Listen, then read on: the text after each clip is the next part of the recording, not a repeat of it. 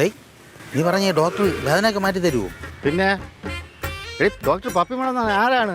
പപ്പിമോളിപ്പോൾ doctor പഠിച്ചിട്ട് വന്നത് നിങ്ങളെ പോലുള്ളവർ നോക്കാനില്ലേ? പാവങ്ങളെ നോക്കണൊക്കെ ഭയങ്കര ഇഷ്ടമാണ്. അങ്ങനെയെങ്കിൽ ഞാൻ കൊച്ചിൻ്റെ പേര് ഈ ഇവിടെ പഞ്ചായത്ത് എല്ലായിടം പറഞ്ഞ് വൈറലാക്കും. എന്താന്ന് പറഞ്ഞാൽ കൊച്ചി കൊച്ചെന്നാ? കൊച്ചെന്നല്ല, ഡോക്ടർ പപ്പിമോളെന്ന് വിളിടാ. ആ ശരി, ഡോക്ടർ പപ്പിമോൾ. ആ പിന്നെ അവിടെ പോയിട്ട് പപ്പിമോളെ കാണുമ്പോൾ, ഡോക്ടർ പപ്പിമോളെ കാണുമ്പോൾ കുറച്ച് ബഹുമാനമൊക്കെ കാണിക്കണം കേട്ടാ. ഞാൻ കാണിക്കാം. ആ കൊടുക്കാം. ആ വാ. ഡോക്ടർ പപ്പിമോൾ ഇപ്പൊ നോക്കൂന്ന് അറിഞ്ഞൂടാ, എന്നാലും ഞാൻ പറയാം. ശരി പൂരിറാ, നീ അവിടെ നില്ല്, ഞാൻ ഡോക്ടറെ വിളിക്കട്ടെ. ഡോക്ടർ പപ്പിമോളെ, ഡോക്ടർ പപ്പിമോളെ. യെസ്, എന്താ ജയ? പപ്പിമോളെ, ഇത് ഷിബു,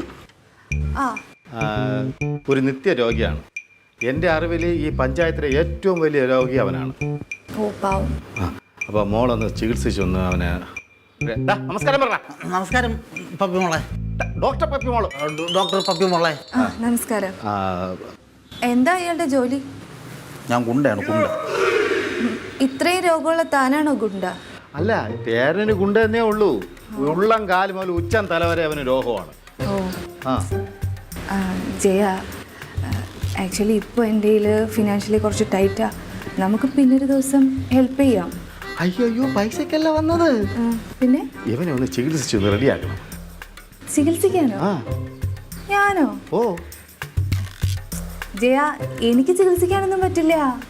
എൻ്റെ മോളെ പിന്നെ എങ്ങനെ ഡോക്ടറായത്? അതല്ല, യവനെ ചികിത്സിച്ച് ഭേദമായി കഴിഞ്ഞാൽ യവൻ ഈ ഏരിയ മൊത്തം നടന്നു നിന്ന് മോളെ പേര് പറയും. പിന്നെ ഇവിടെ ക്യൂ നിൽക്കും രോഗികൾ, അറിയാമോ? അല്ലേടാ? പിന്നെ ഞാൻ ഇവിടെ ഫ്ലെക്സ് വയ്ക്കും, ഫ്ലെക്സ്. എന്നിട്ട് അതിൽ എഴുതി വയ്ക്കും, ഡോക്ടർ പപ്പിമോളാണ് എൻ്റെ ആരോഗ്യത്തിൻ്റെ ഐശ്വര്യം എന്ന് പറയും. കേട്ടാ എനിക്ക് അമ്മനെ വയ്ക്കും. ജയ, ഞാനതിപ്പോൾ എങ്ങനെയാണ് പറഞ്ഞ് മനസ്സിലാക്കുന്നത്?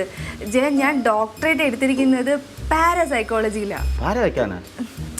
അതായത് ഇറ്റ്സ് ഹോണർ, അതായത് ഒരു അവാർഡാണ് എനിക്ക് കിട്ടിയത്. ഓണറാ? യാത് ഓണർ? ഹൗസ് ഓണറാ?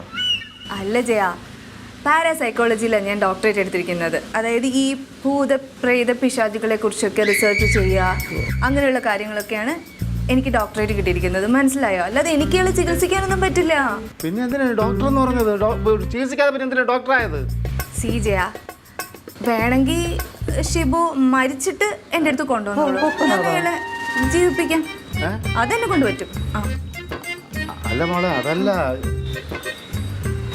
സി ഷിബു, നിങ്ങൾ വൺസ് മരിച്ചിട്ട് എൻ്റെ അടുത്ത് വരൂ, ഞാൻ നിങ്ങളെ ജീവിപ്പിക്കാം.